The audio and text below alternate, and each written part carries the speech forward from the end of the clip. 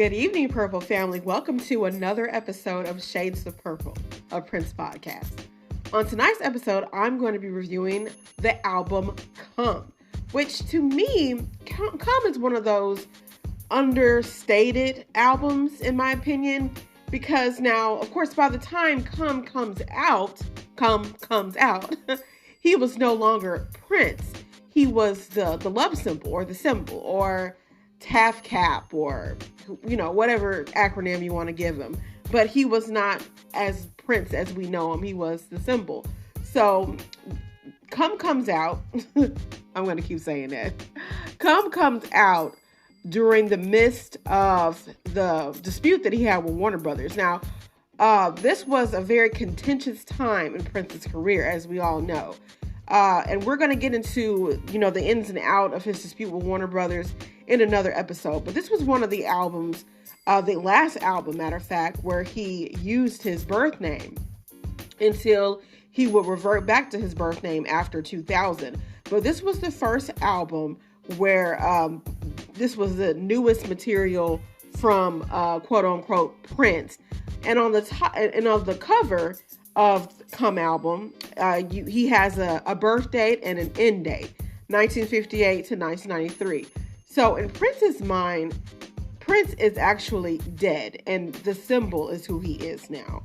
And he had been the symbol starting in June of 1993, actually on his birthday, I believe his 35th birthday.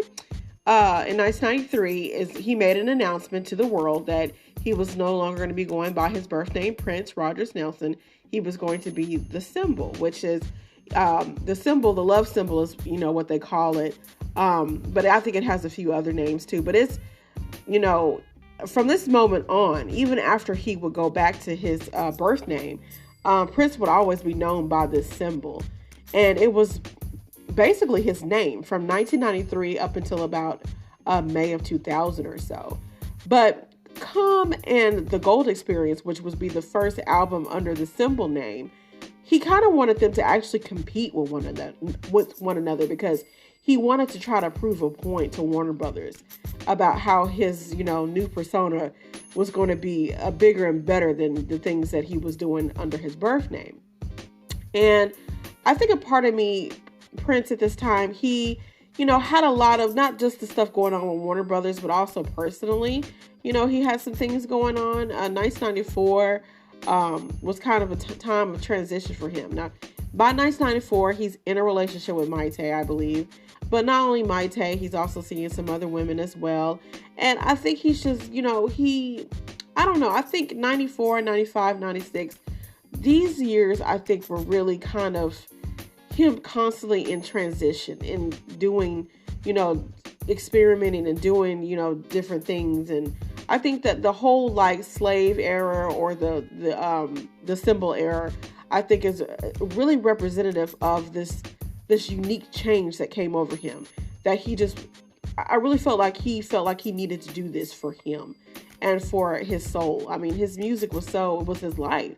And he felt like Warner Brothers was not allowing him to be, they were stifling his creativity, and they were taking, what was in his mind, his, because, his songs were like his babies. And he felt like they were taking a little bit too much ownership of what was coming out of his own brain. And to paraphrase a quote from Michael Bland, that's how he felt.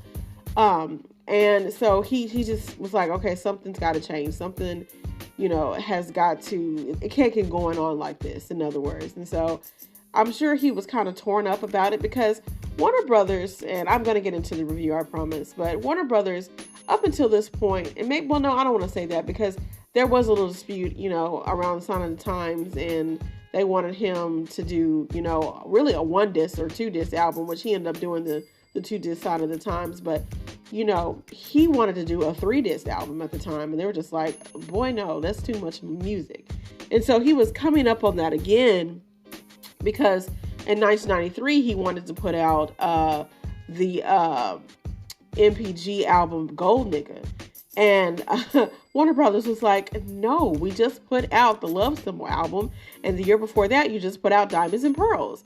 So no, we're not going to put out this Gold Nigga, because that was basically like his rap album, right? With Tony Mosley on there doing most of the rapping. So, he was trying to compete, because 93, we've got Snoop Dogg. We've got, just all this, so-called, as I said, gangster rap going on that was really popular at the time. So he's trying to, compete with the rappers with Gold Nigga. And I've heard some of the songs on it, but so anyway, that's where he was coming from. He was basically trying to keep up and follow trends.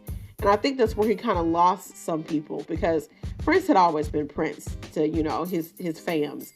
And he didn't really need to try to follow trends or, try to be like everybody. But I guess in his mind, Prince was like, well, I need to go get back to selling records so that I can, get into a space where I can do what I want, because that's what he did in the 80s with Purple Rain.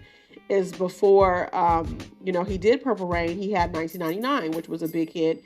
And so coming off of the success of 1999, he felt confident enough to say, hey, I want to do a movie.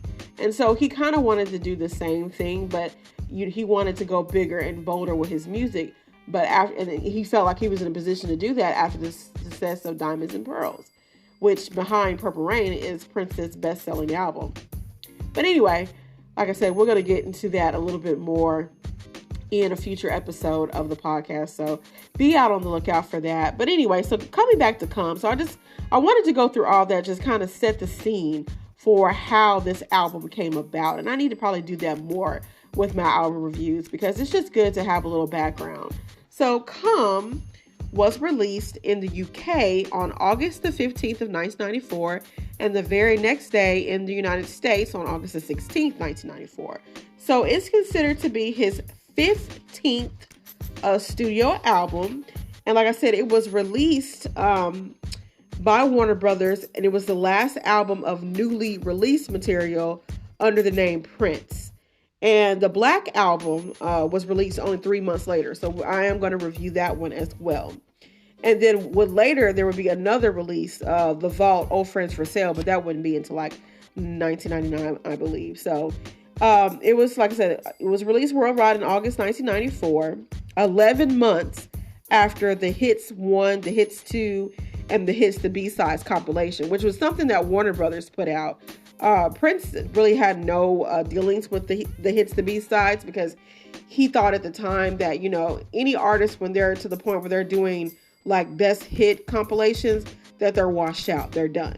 And so he really didn't like the idea of doing one. And so literally Warner Brothers paid him $1 million just to stay away from the project and just to do like the little pictures that went on the cover. So, of him in that black lace get up and the gold trees in the back. I guess they did it, the photo shoot during the fall or whatever. Those beautiful, fall colors. With the black lace outfit, that's where that's from. And so that's what they did. They paid him $1 million, and it was just like, okay, we don't need you to do anything with this. And so I don't think he had much input with that. But anyway, in interviews, Prince talked about the album as a contractual obligation to help fulfill his recording contract after his relationship with Warner Brothers had soured, and on a discography included on his MPG Music Club website years later, the album cover had a contractual obligation stamp overlaid on it. And additionally, Prince declined to use the MPG Records label for this release. Prince talked about materials on the album as old and recorded before the name changed, instead hyping up the Gold Experience as his quote-unquote new material. So Prince really had no desire to do any kind of promotion for this album, because he was just, fed up with Warner Brothers, and he was just like basically just tossed it at him as like, here you go, so they could kind of get off his back. So let's talk about the sessions and compiling. So most tracks on the album were recorded in the first half of 1993, although Race dates back to late 1991, originally recorded during the Love Symbol album sessions. And the last track recorded for the album, Let It Go, was recorded in March 1994, 9 months after Prince changed his name. An initial configuration was made in March of 1993, although no album title was known for this configuration. And several other configurations are known to have been made throughout 1993 and early 1994. In late 1993, the album's tracks were to have been merged into the planned 3-disc set The Dawn, but the album was later separated out again. Of note is that on the 11th of March 1994 configuration of the album, as submitted to Warner Brothers, did not contain the title track, which is, of course, Come. Warner Brothers responded by asking for Come and The Most Beautiful Girl in the World to be included, as well as 2 or other 3 stronger tracks. So Warner Brothers kind of felt like Come wasn't going to be a very strong album. And so they kept on asking Prince to kind of add in some stronger songs. Now, of course, The Most Beautiful Girl in the World was a single that he put out, I believe, in early 1994. And it was a big hit. In fact, it was his first #1 hit in the UK. And he did it to prove a point to Warner Brothers that, hey, I really don't need y'all. I can do a #1. I can distribute it. I can do all of it by myself and still make some money. And so that made Warner Brothers kind of stand up and take notice after the success of The Most Beautiful Girl in the World. Prince delivered the final version of the album on the 19th of May, 1994, on the same day as delivering a configuration of the Gold Experience. Because like I said earlier, he really wanted both of these albums to come out on the same day so they could compete with one another. But that's not what Warner Brothers decided to do. Having removed Interactive and Endorphin Machine, which he reasoned was recorded by The Symbol, not Prince, and were included on the Gold Experience instead, but with the newly recorded track, Let It Go. So Warner Brothers asked for further changes, but Prince refused, giving them no other option than to release the album as it was. Prince proposed that Come should be released by Prince and the Gold Experience by The Symbol, following a few weeks later, but like I said, Warner Brothers was unenthusiastic about the idea. 7 of the album's tracks, Come, Space, Pheromone, Loose, Race, Dark, and Poem, the original full-length version of Orgasm, were used in the Glam Slam Ulysses stage show, credited to The Symbol, which premiered in August 1993, and 6 of the tracks, Come, Pheromone, Loose, Papa, Race, and Poem, also appeared on the Beautiful Experience TV movie, again credited to The Symbol. So Michael Bland, Sonny T, Tommy Barbarella, and Morris Hayes are listed as musicians for the album as a whole, but Tommy Barbarella and Morris Hayes only appear on Space and Dark, while Michael Bland and Sonny T appear on those tracks as well as Papa. Other guests appear throughout the album. The New Power Generation horns appear on Come, Race, Dark, and Let It Go, but most tracks are solo performances by Prince. Okay, so let's talk about the promotion. So the album produced 2 commercially released singles, Let It Go, which preceded the album, and Space. In Germany, a promotional release titled Come was available, but contained only the track Poem. Now, Poem is the full-length version of Orgasm, which is kind of like the outro of the album, which was edited down for inclusion on the album. Prince did not tour to support the album, although he played several clubs in the US and continental Europe in summer of 1994. After playing multiple tracks from the album, Prince even responded to Warner Brothers' advertisements for Come by taking out advertisements for his 1-800 New Funk compilation in music periodicals mimicking those of Warner Brothers. So he was basically taunting them at this point. This is how petty the dispute kind of got. Prince got to the point where he was just kind of like, well, y'all are going to do Come, but I'm going to advertise my new 1-800 New Funk compilation. Like, basically saying that he was on to other stuff and he wasn't worried about Come or, so it was kind of like, I see Come as like the neglected stepchild, if you will, of Prince's albums. And it's kind of a shame. I understand what he was going through and he felt like he needed to stand up for his rights as an artist and as a musician. But really looking back, this is really a great album. It really is. And I wonder sometimes if after the dispute that, Prince kind of looked back and maybe looked at this album again and maybe thought, you know what, Come wasn't too bad. But Who's to say? Maybe, maybe not. So let's go on. So yeah, he didn't tour, but he did play a few of the tracks. So he cared enough to play a few of the tracks when he was just out and about. Prince even responded. Okay, yeah, I just read that. Sorry. The intention by Prince was to market Come as old music and 1-800 New Funk as new music. So the album did reach 15 on the Billboard Top 200, his lowest position for an album of new material since Controversy in 1981, but reached number 2 on the U.S. Billboard Top R&B Albums chart. So it still did, pretty decent. The certification. So the album was certified gold by RIAA 2 months after its release on October the 18th, 1994. So let's go straight into the track. So the first track is Come. And I can say this about Prince. He's really great about, with his first songs on albums, they're just really good opening songs, if that makes sense. Like, you turn it on, with most albums, it's really important to have a really good opening song. And Prince really understood that. And Come is one of those songs where it automatically catches your attention. And it's also one of his most sexually explicit songs that he has ever done. I mean, he's obviously talking about oral sex and how good he is at it. And, at the end, of course, you kind of hear him making like these sounds. And he's not really eating vajayjay, but he makes a very convincing argument that he might be, I mean, he says things like, can I suck you, baby? Can I fuck you, baby? Like, just like super, super sexual. And, he makes it known that, he, has no problem. As long as you wash in between your soul, he has no problems going down and pleasing you and doing his duty there.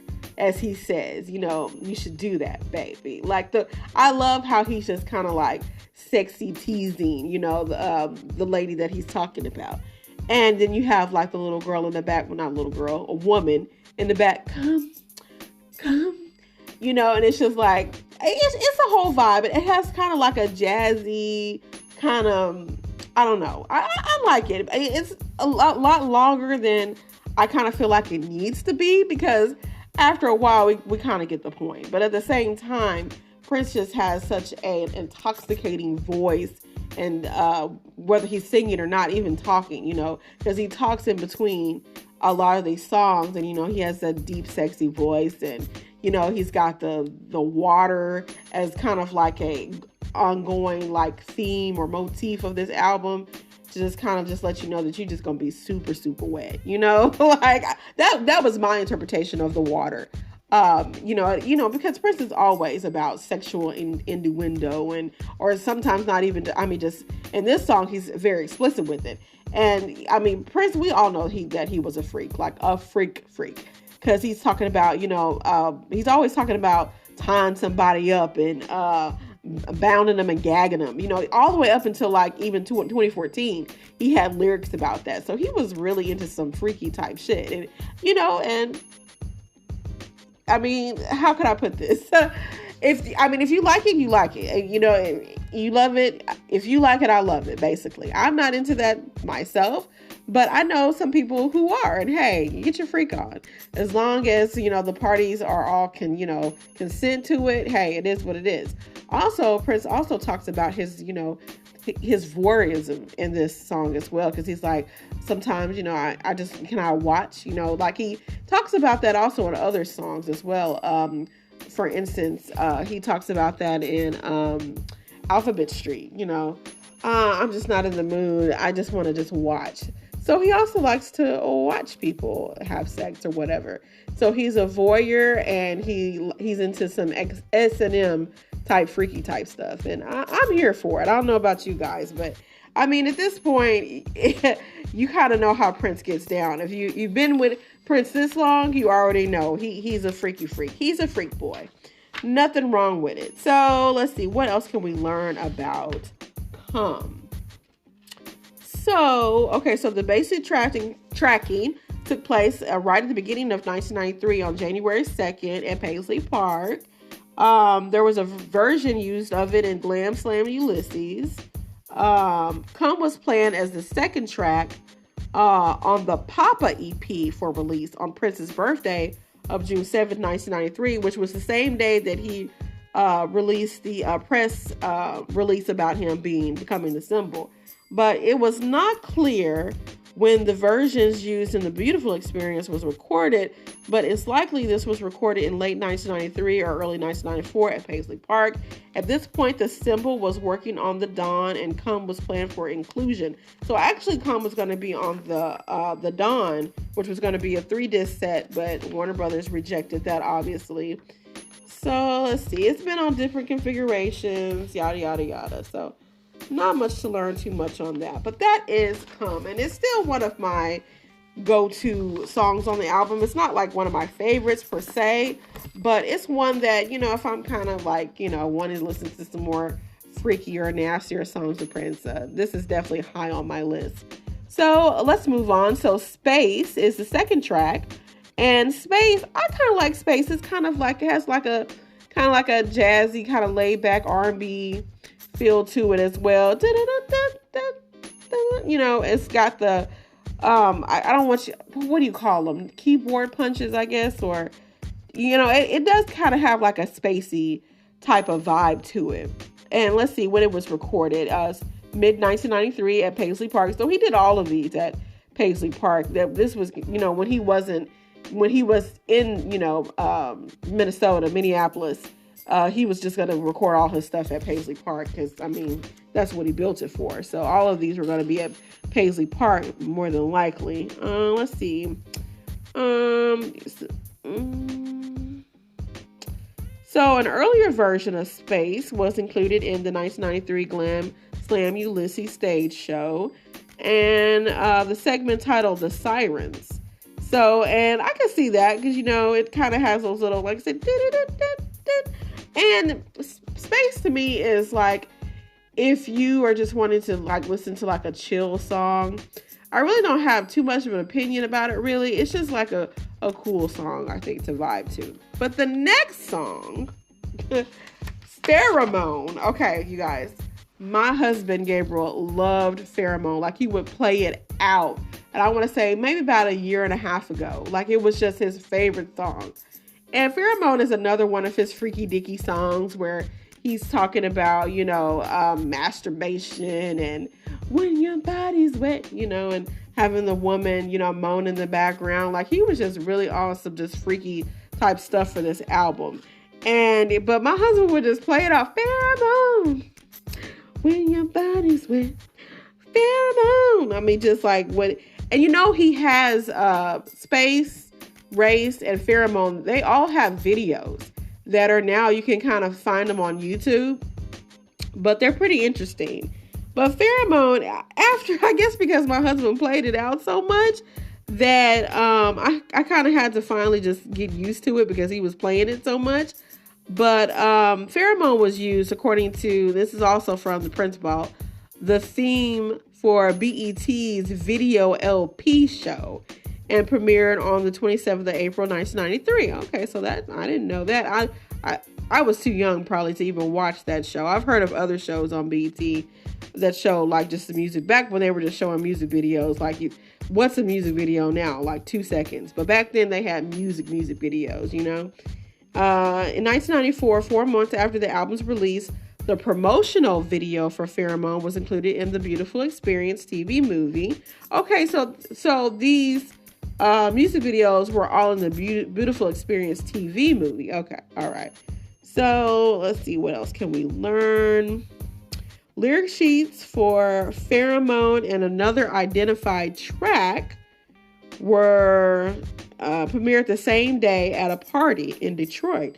And it says lyric sheets for both songs were also present, but they were stolen, causing the planned after party at Paisley Park Studios to be canceled. So somebody stole some lyric sheets. The song was premiered on European radio on the 4th of March, 1994.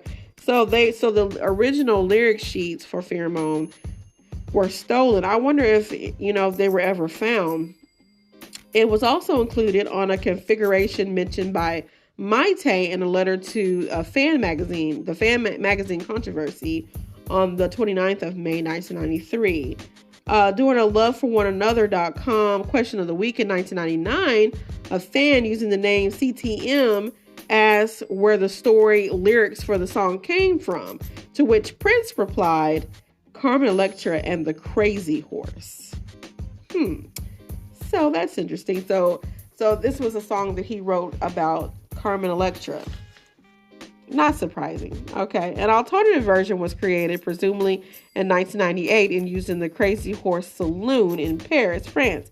It was subsequently featured on a 2006 DVD, La Crazy Horse, Le Show. Okay.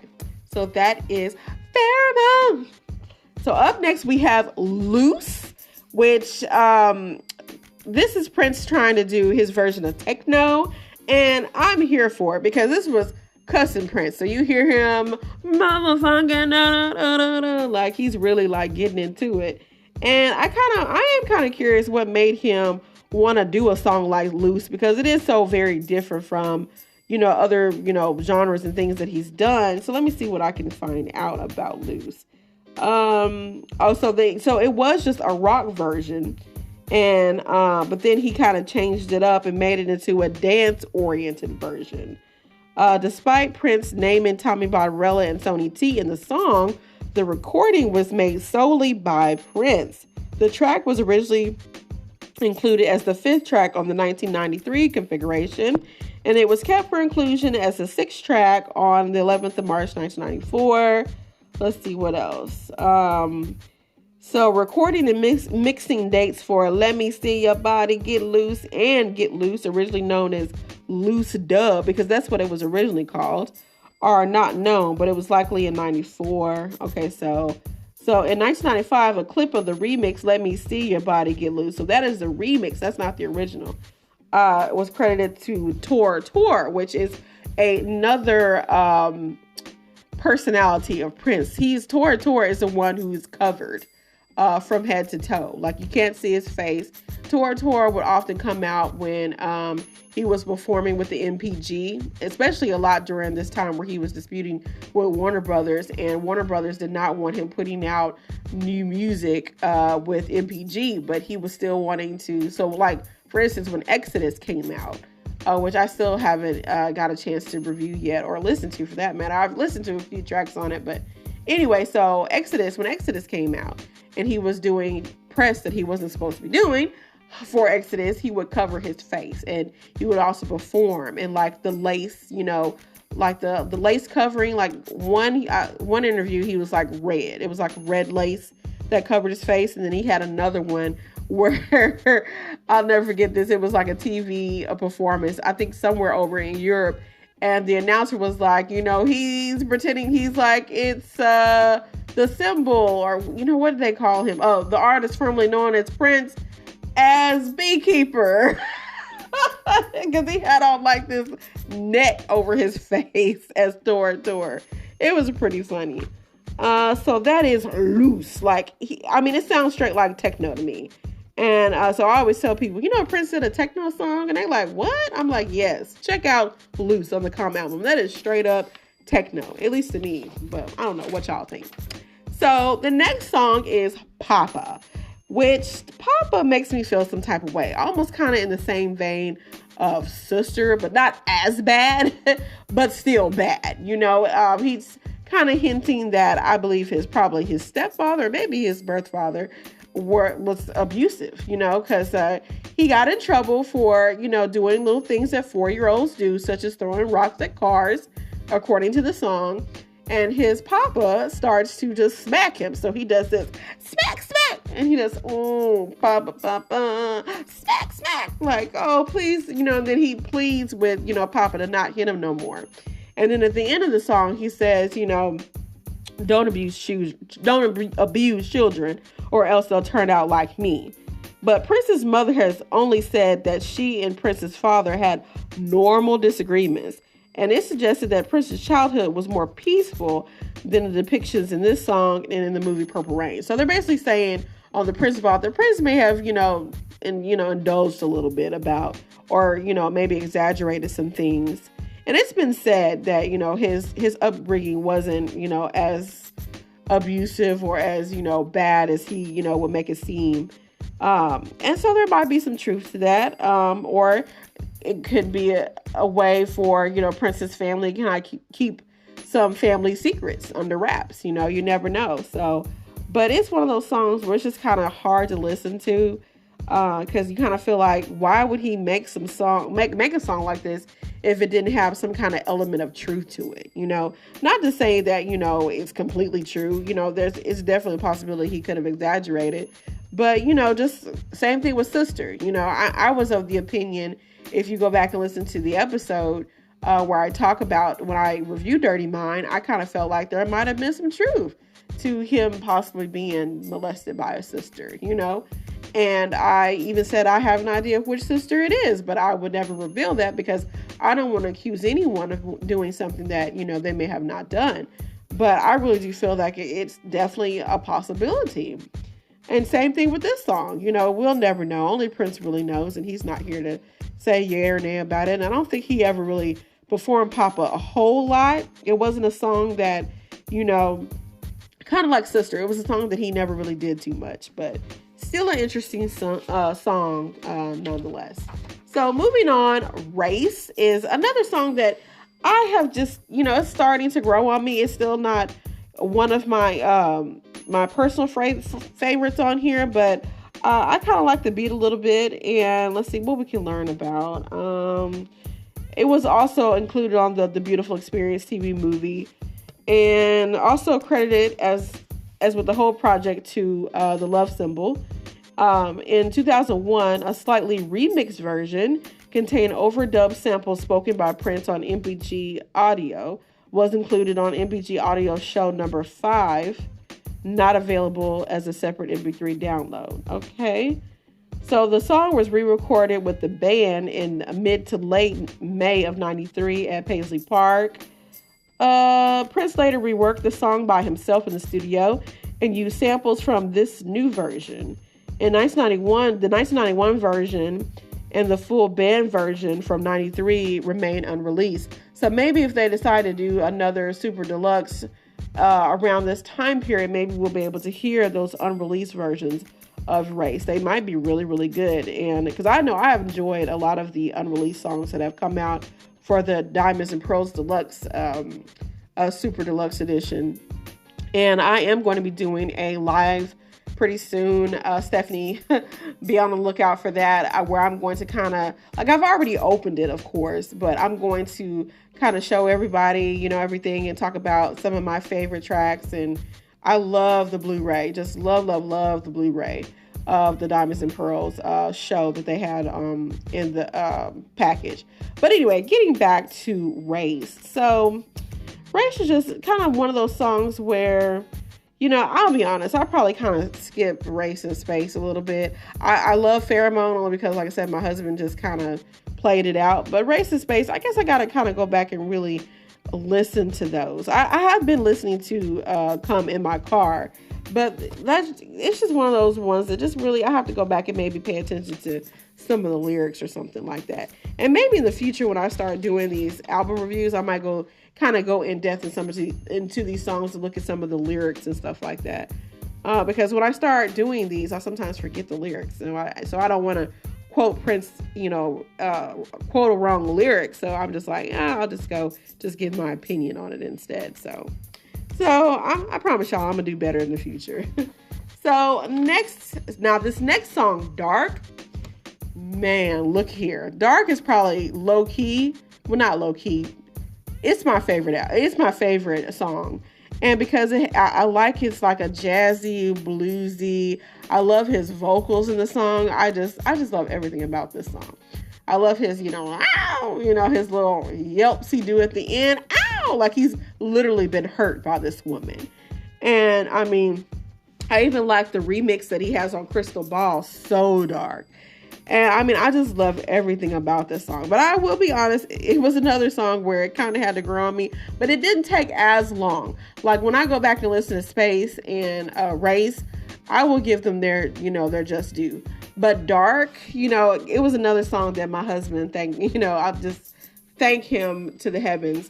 it was another song that he really introduced me to that I just, I really like. Like I like how he holds the note in the beginning of the song.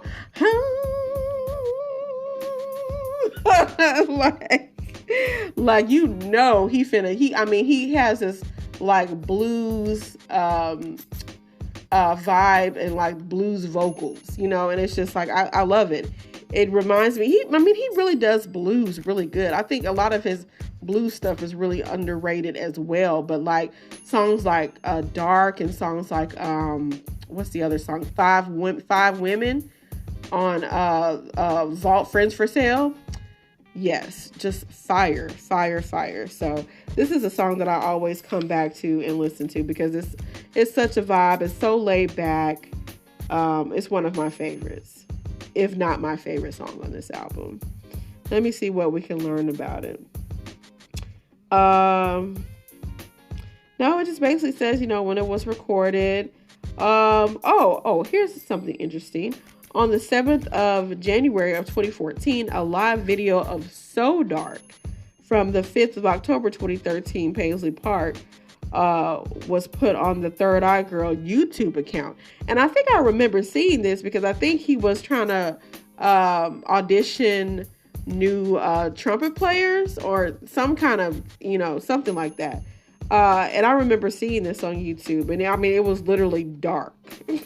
Like they were outside and they were playing this, they were playing So Dark. And I just thought that was really neat. I do remember seeing that on YouTube. So moving on. So next song, Solo, is another song that I absolutely love. And come to find out, Prince did not write the song. The lyrics were written by a guy named David Henry Hwang. Or Hwang, who was the writer of the opera M. Butterfly or Madame Butterfly, which Prince he went to go see this back in 1989. And Hwang, or H-Wang, I'm going to just say H-Wang. I know that's probably not how you say it, but H-Wang was contacted in 1993 by Prince about the possibility of writing a staged musical. And they soon met afterward in New York City to discuss the project. When discussing the project, Prince asked H-Wang to write a poem for him about loss to use as a spoken word interlude in a song. And at some point later, H-Wang wrote the lyrics of Solo as a poem and faxed them to Paisley Park Studios. And a few days later, H-Wang received a cassette containing the full Solo song with the lyrics sung rather than as a spoken interlude. Hwang was notified when the song was released in 1994 on Come and on the Let It Go single, and he received writing now he got his co-writing credit, and so Prince must have really liked him, RAA Gold album, although he was not paid. He was not paid for his contribution. The music that the song was originally intended for, believed to have been titled Come, was abandoned, however. Although released after Prince's name change to the symbol, the track and album were credited to Prince as it was recorded prior to the name change.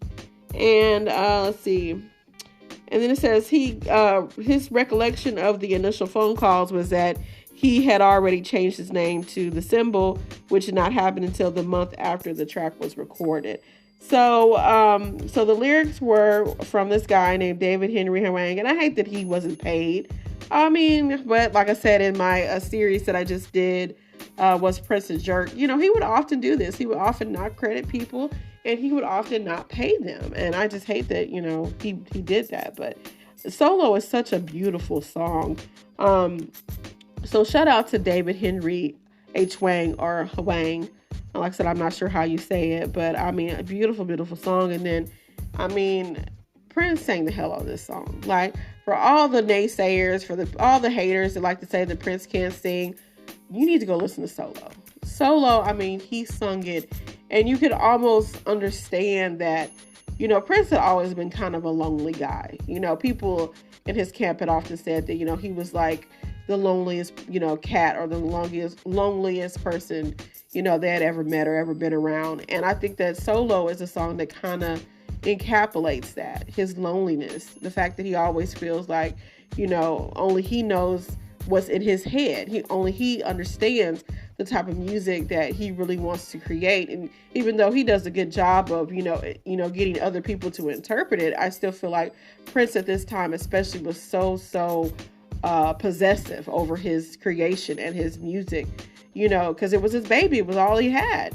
And so he was going to do his best to, make sure that it was the way he wanted it to be. And he had every right to feel the way he did. And I think Solo is just, one of those songs where he just was expressing his sorrow, his despair on the fact that he feels like, not enough people understand, what he's going through or who he really is. But in many ways, Prince kept that from us. He really kept who he was really to himself. I don't think even his family really understood the type of person that Prince was. He was that secretive about who he was.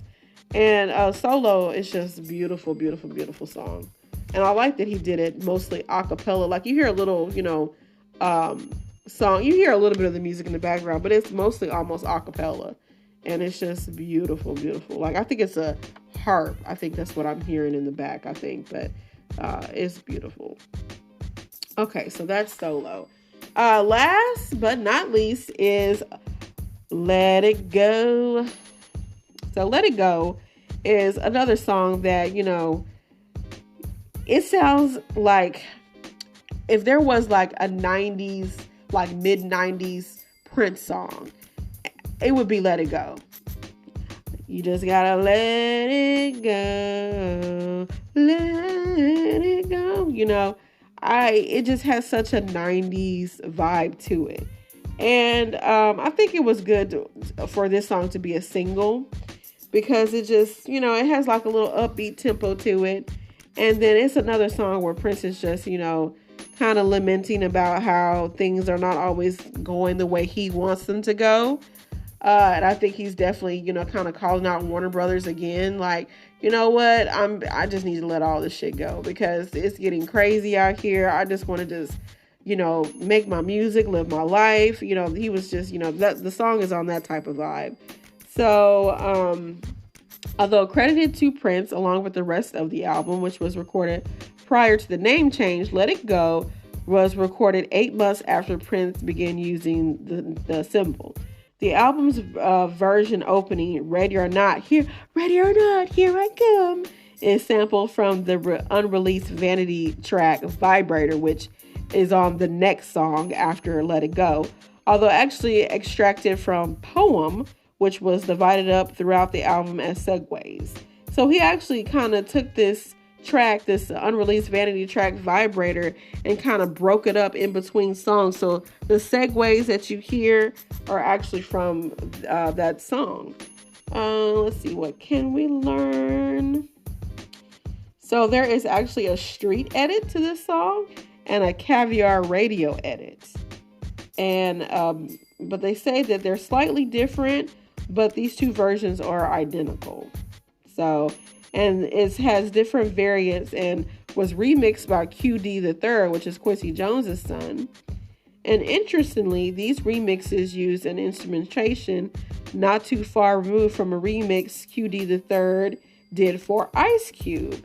And Ice Cube's song When I Get to Heaven, also released in the 1994 on the compilation Bootleg and B-Sides.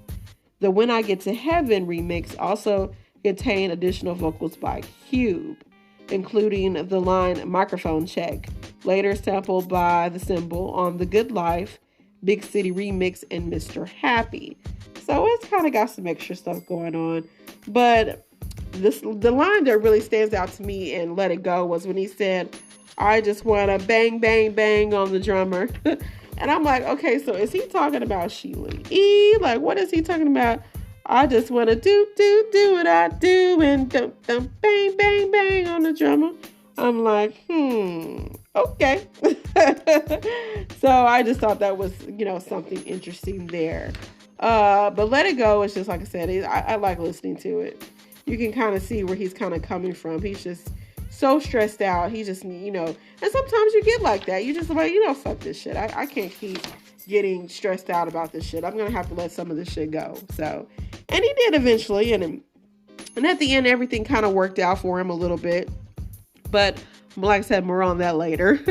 But anyway, so the last song, if you want to call it that, is Orgasm. Now, Orgasm was originally called Poem, and it was just supposed to be a actual poem, a tape containing Poem and several other new tracks, like a 10-minute version of The Most Beautiful Girl in the World, Interactive, Days of Wild, Now, Acknowledge Me, which all of these are on Crystal Ball, of course, and 319 and Pheromone, as well as the show given at Paisley Park Studios in Chanhassen on the 13th of February 94, was purchased by some European radio networks.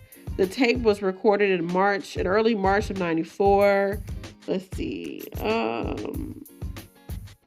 4 months after the album's release in 94, Poem was heard played over the credits in the Beautiful Experience TV movie. Okay, so, but it's going to say, I'm trying to see if it's going to say, like, because Poem is basically just Vanity moaning from the unreleased song Vibrator. So I'm trying to find where they talk about that. Let's see. The track reuses a guitar solo from Private Joy. I also knew that. So it uses that the kind of the end guitar solo from that song Private Joy. And then he took that and he took Vanity's vocals from Vibrator and kind of put them together. And the poem was largely based on lines it said adapted from the Old Testament book Song of Songs or Song of Solomon. So he put in some lyrics, well, not lyrics, but some lines from the Song of Solomon. So just, once again, Prince and, sexuality and spirituality being one and the same. The track was renamed Orgasm, and portions of the poem were distributed as opening segments of the other tracks. Pheromone, Race Dark, Let It Go include segments in their opening seconds. And I don't know how true this is, but supposedly the reason why Prince used Vanity's vocals is because back in 1994 is when she had almost died.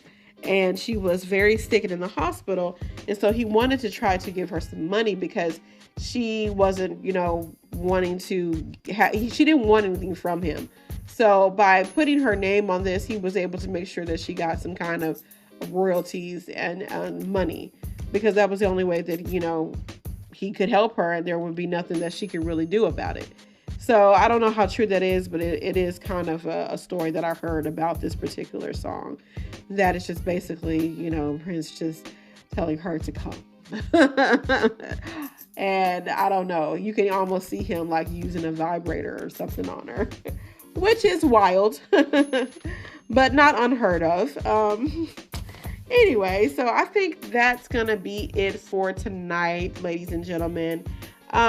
Next up, let's see what I got next up. There's so much stuff. Like, I've got another top 10, top 20 countdown coming up. I'm going to talk about some of my favorite TV interviews of Prince's. Let's see what else. I'm going to go live and do my video about the Diamonds and Pearls Super Deluxe Edition. I'm going to be doing that hopefully before the end of this month. I also am going to talk about, I'm going to start a series where I'm looking into, really researching and looking into certain songs. And one of the songs this month that I want to talk about is the only Christmas song that Prince ever wrote, called Another Lonely Christmas. So we're going to take a deep dive into that song, and we're going to look at the lyrics and make some comments about what I kind of feel maybe he was talking about and dealing with, because the holidays is hard for a lot of people, especially when you've lost someone. And in this song, he talks about losing someone, among other things. So we're going to take a look at that in the next couple of coming weeks. So thank you guys so much for all your continued support. I love each and every one of you. And I'm trying to figure out, I need to get a new ending, y'all. So it can kind of help me out. How do y'all think I should end it? Do y'all like my ending now, or should I do something different? So just let me know in the comments, either on the Facebook page or Spotify. Just hit me up, y'all. I don't bite. So love you guys. Peace and be wild, and may you live to see the dawn. Bye.